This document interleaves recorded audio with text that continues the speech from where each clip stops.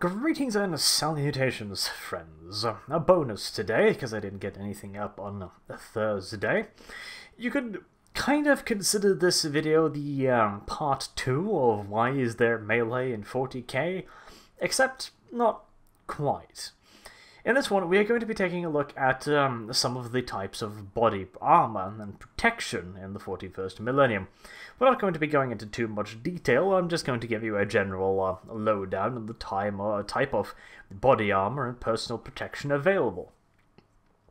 Now, we will of course start out with the Imperial Guard, as they are by far the largest consumers of body armor in the 41st millennium.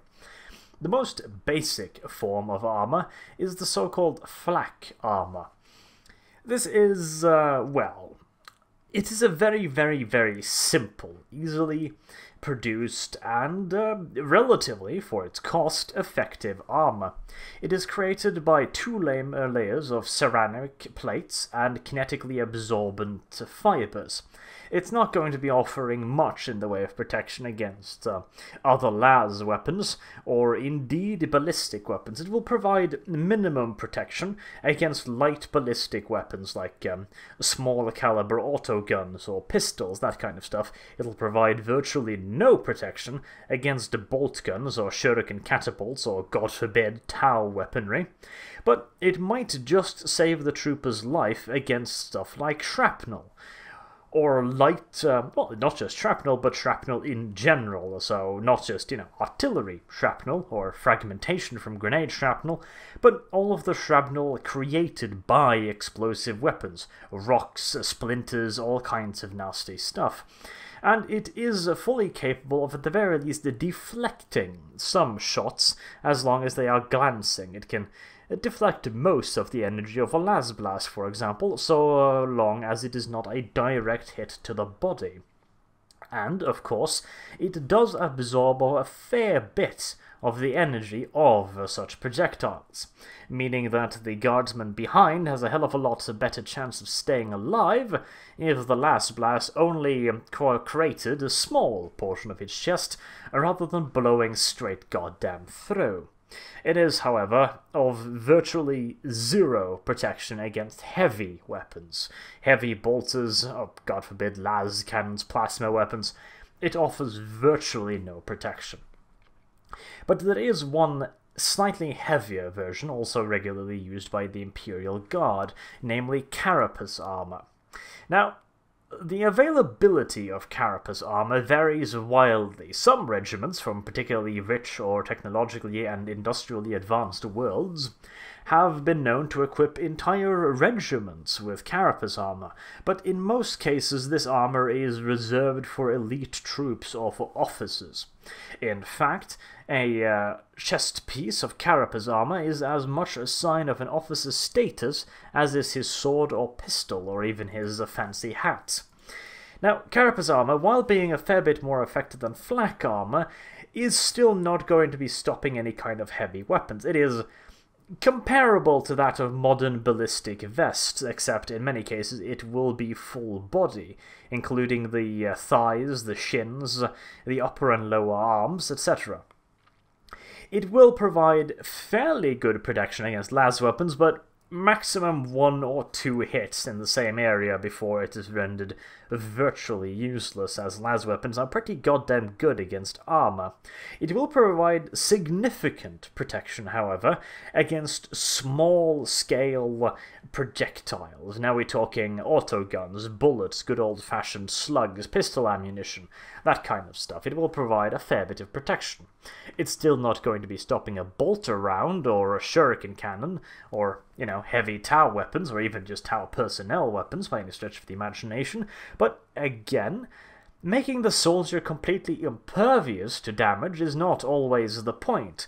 Making it so the soldier survives being hit, however, can be pretty damn important, as I've said before. Training a soldier in the 31st millennium is a pretty goddamn expensive and lengthy thing, and the Imperium needs all the manpower it can get. However, The Imperium also boasts one particular type of protection that is virtually impervious to most weapons, and that is, of course, the power armor, primarily used by the Adeptus Astartes and high-ranking inquisitorial personnel. Some Inquisitors and extremely wealthy worlds have been known to equip the higher officer classes or their closest cronies with limited forms of power armor, but the full suits of full effective, full protection, fully integrated life support systems and sensors of the Adeptus Astartes power armor is pretty much kept purely for the Adeptus Astartes, or the absolute highest and most valued ranks of Imperial agents along the lines of Inquisitor Lords or high-ranking Collex Assassins, this kind of stuff. It's pretty goddamn rare, to say the absolute least. Partially because a lot of the technology to create these suits of power armor has been, for all intents and purposes, lost. The tech adepts who create them at this point are pretty much just copy-pasting what they already know, without really understanding how the individual parts of the armor work, even less how they work together in unison.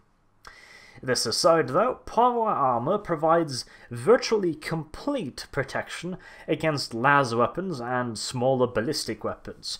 A Space Marine is virtually immune to las guns and ballistic weapons, with the exceptions of very, very heavy ballistic weapons along the lines of heavy bolters and their own bolt guns. But when it comes to stuff like rifle ammunition, yeah, you're not going to be doing a whole lot of damage with any of that nonsense. And pistol ammunition? Oh, please. Now, las guns, some regiments have specialized settings on their las guns that allows them to be fired at maximum power. This burns out the weapon and can indeed damage it beyond repair quite easily, as it empties the power pack in just a handful of shots rather than the hundreds normal power consumption would set. These blasts are extremely short-ranged, but at close range, and aiming at one of the less heavily armoured parts, like for example the helmets, or one of the weak spots in the armour, a fully charged lasgun to maximum blast setting could put a pretty damn serious dent even in Astartes' power armour. This is, of course, well, first and foremost, the Imperial Guardsman has to be within arm's reach of the Space Marine, which is a problem, and secondly, the Space Marine, or in most cases Chaos Space Marine, is going to have to give the Guardsman the time to actually fire his weapon. Another unlikely event. But this is also where one of the little things about melee weapons comes in. I have been reading a fair few of the comments on the melee weapons video, and a fair few of them are exactly the kind of stuff I usually argue against. Okay, let's start from the top, shall we? How about a rapid-firing submachine gun type weapon? The point here is that a gun will always be able to propel metal faster than muscles, and yes, this is entirely true. However, that is dependent upon the personnel armor, the body armor of the target in question, being incapable of withstanding that ammunition. The thing with bullets, or other kinetic weapons, or even las weapons, is the simple fact that they have a very limited kinetic value if they are resisted by a harder surface.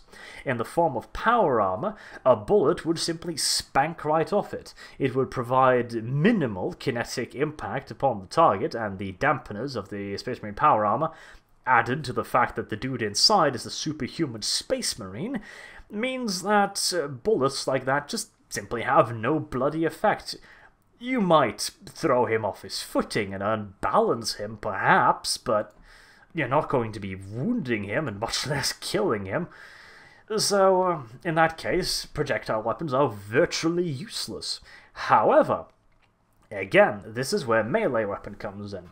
Now, the point stands, an arm, even a Space Marine arm, will not be able to propel a chainsword with the same velocity and penetrating power of that of a bullet.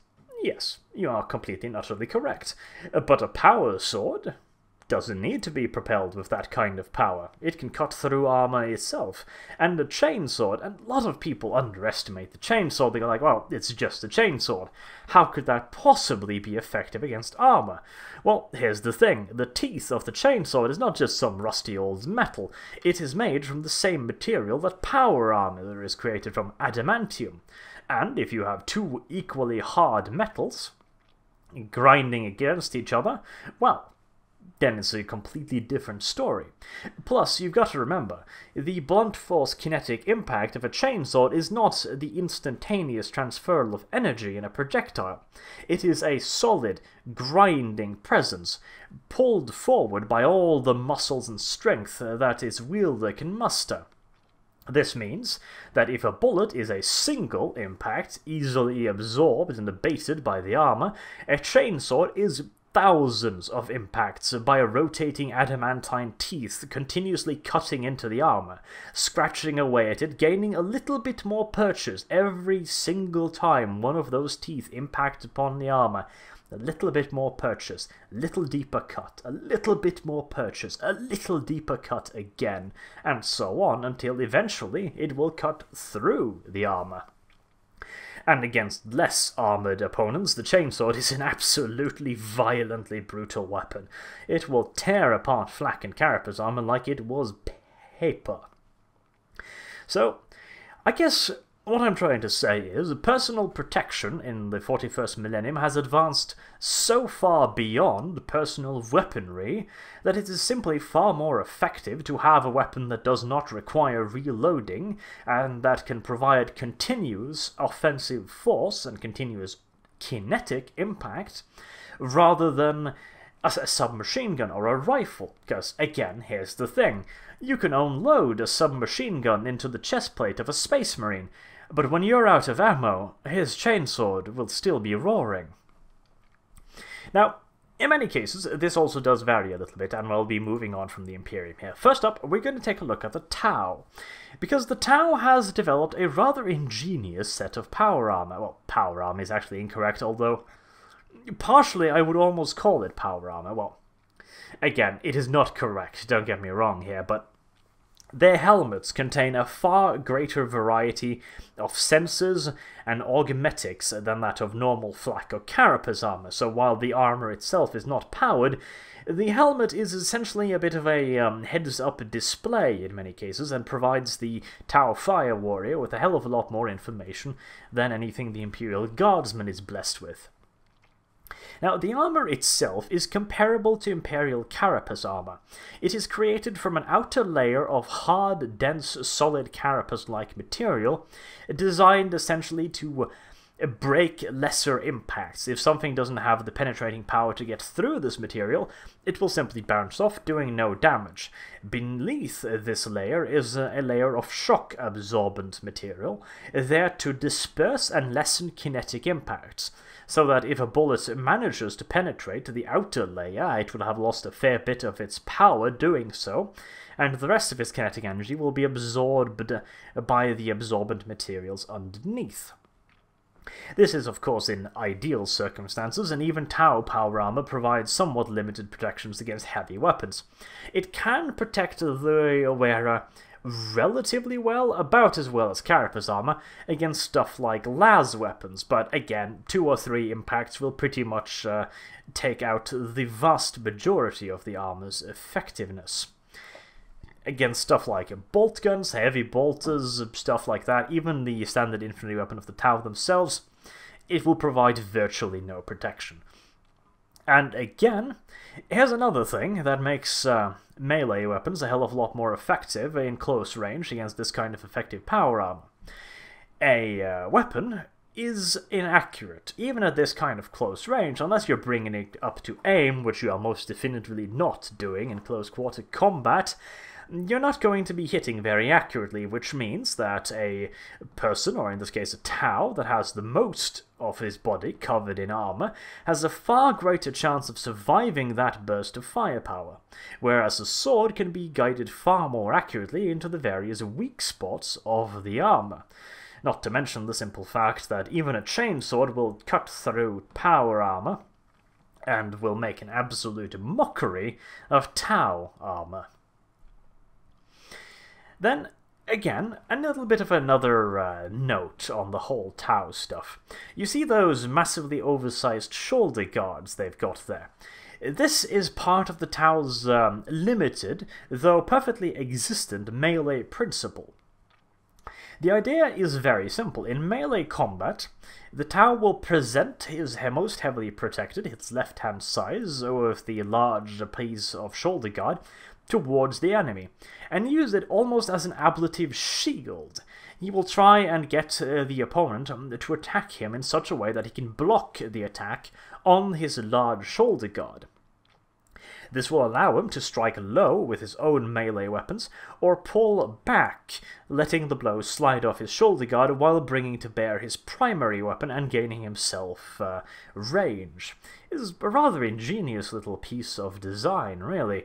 Takes a fair bit of influence from Japanese armor, no doubt.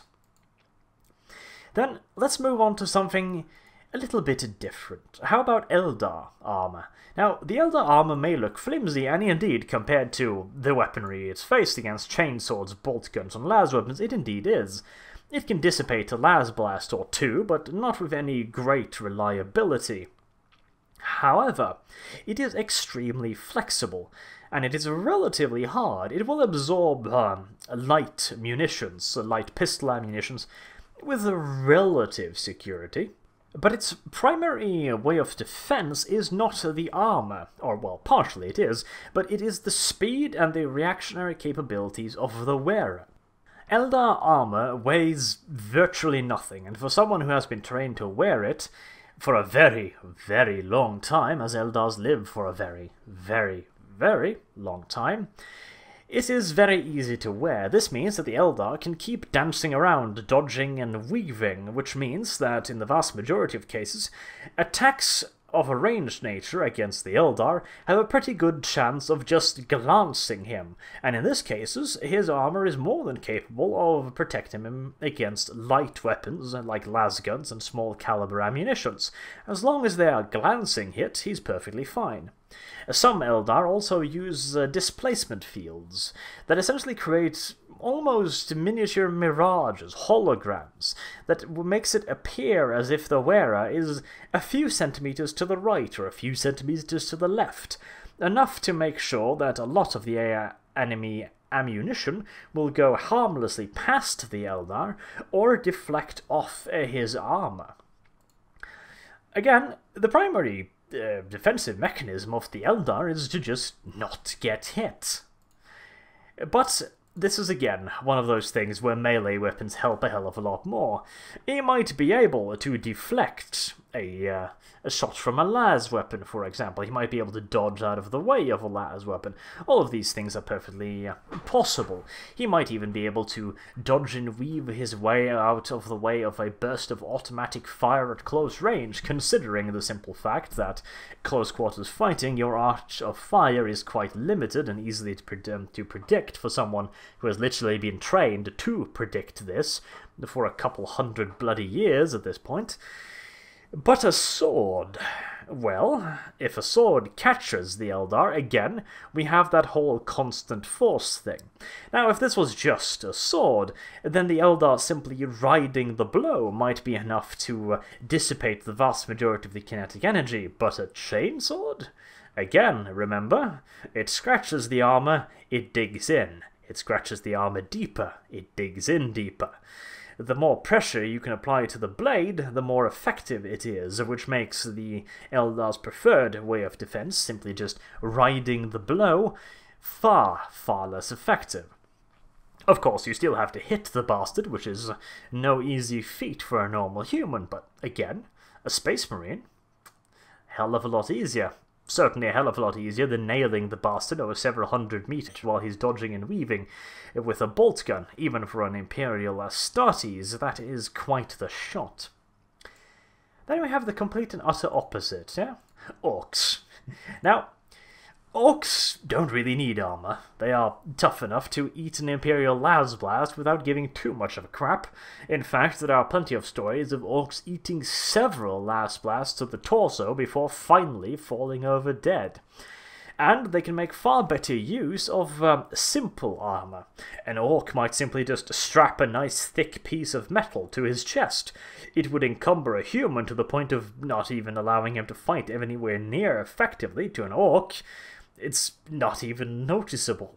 And since orcs are considerably tougher than humans, this means that the kinetic impact of the weapon is virtually nullified by the massive slabs of green muscle underneath. In this case, again, the consistent force of a cutting weapon is just more effective. If you lop off a greenskin head, at the very least you'll be sure that the bastard will die. Shoot him in the face with a lasgun, and again, you're relatively certain he's going to be falling over, but that means you've got to be close enough to reliably hit the orc's head, as hitting him in the torso, the legs, the arms, or the shoulders are likely to do precisely dick. And, of course, there are some orcs who do wear heavy armor.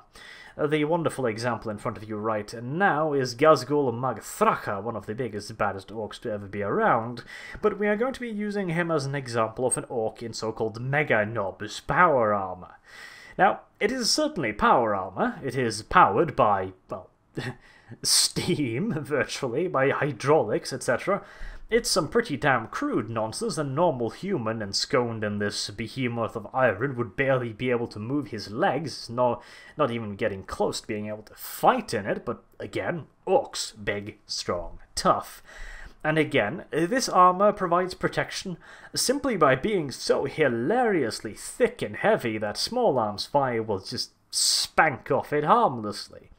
And the few shots that do hit and do some damage, kinetic impacts, etc., again, behind it is an orc. He's not going to give too much of a shit about the kinetic impact of anything short of an autocannon or a heavy bolter.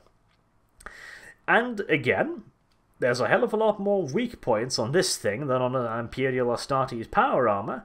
It'll be a hell of a lot easier to hit said weak points with melee weapons, especially considering that a lot of it is driven by hydraulics.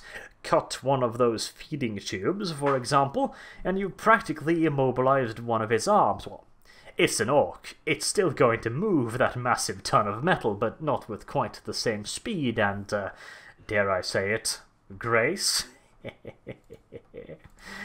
Now, for the two last ones, we're going to be taking a quick look at the Necrons. Now, the Necrons are, well, they're, you know, robots. So, naturally, they're quite heavily armoured. And again, stuff like kinetic impact is really not going to have any real effect upon them whatsoever. Again, melee weapons are really the way to go, simply because if you can cut through the spinal cord, or the neck, for example, the Necron will undoubtedly fall over, but mere kinetic impact is going to have virtually no effect on the bastard. And lastly, but most definitively not least, the Tyranids. And here comes another reason why the 41st millennium likes its swords and its bayonets. The simple fact is that there is likely to be a hell of a lot more Tyranids than you have ammunition.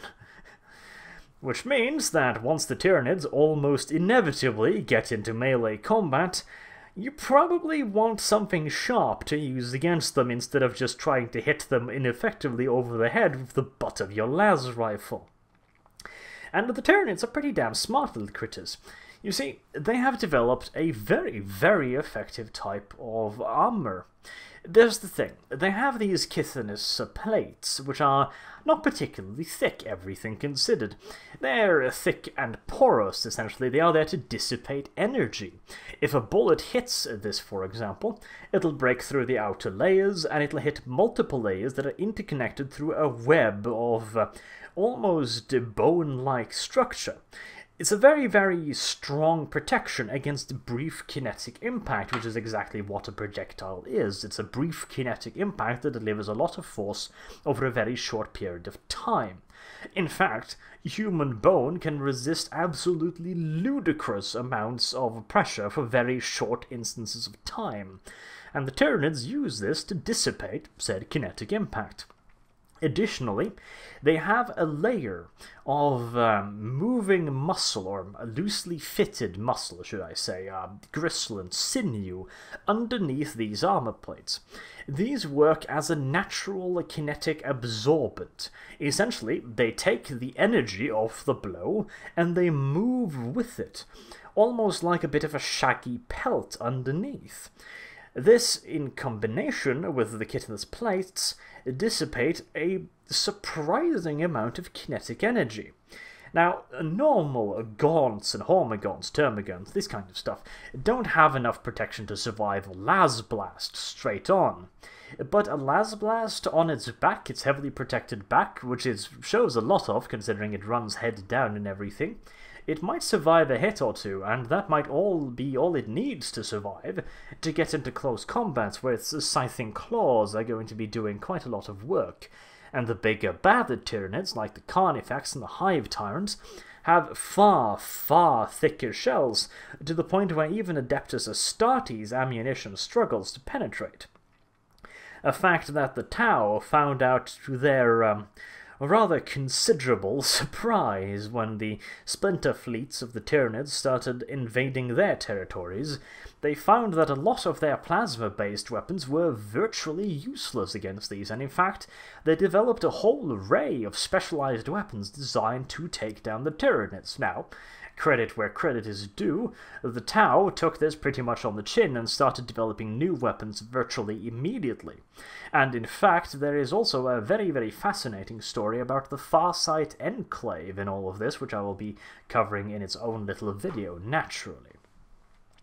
So, this was essentially a very, very lengthy way of saying that, one, body armor in the 41st millennium has advanced to such a point that a lot of kinetic weapons just simply lack the punch necessary to get through, while the continuous force of a melee weapon are in many cases preferable, and the simple fact that a lot of stuff in the 41st millennium is so goddamn tough that it's going to get into melee, in which case, well, you could try to hit it over the face with your las rifle, but it would be a hell of a lot more effective to try and stab the goddamn thing, as a knife has got a fair bit of penetrating power, and as it can be controlled a hell of a lot more effectively than a projectile, it can be aimed at weak spots. There is, of course, a reason why melee was around for so long in our own period of time, and why we still have melee today. I mean, it's getting ever more rare with the increased rate of fire and the additional tactics, and you also have to remember that modern body armor is nowhere near as effective as modern weapons.